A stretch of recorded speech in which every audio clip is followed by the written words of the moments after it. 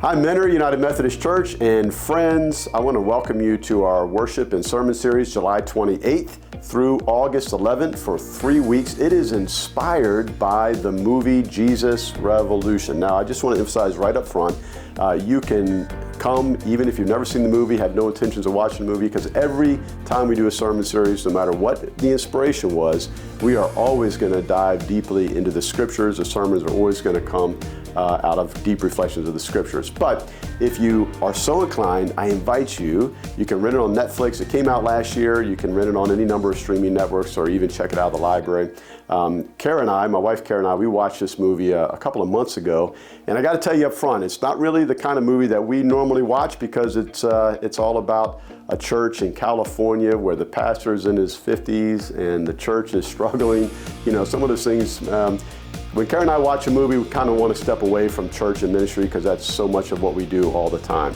But we watched this and it did not disappoint. We were entertained, we laughed. I even got a little choked up at one point, started to cry a little bit. It's very moving. And what's great is that it's based on a true story, and it pushes us, it pushes me, because it's about this pastor in his church during the 1970s in California, during the hippie movement, and he meets a young street evangelist, Lonnie Frisbee. You can look that up, that's historical. And he gets inspired to start welcoming these sort of traveling hippies, you know, guitar playing, sandal wearing, bandana wearing folks to come to their church. And it made some folks uncomfortable. But ultimately it led to a nationwide movement that brought many, many people into an amazing relationship with Christ. So it really challenges us and pushes us and invites us to think about, you know, who in our communities may not feel welcome, and how can we make them feel more welcome. I can tell you that having been here now for a year, that Mentor United Methodist Church is indeed a welcoming church, and we want to encourage all to come. So share this video with others, invite them to be part of this series.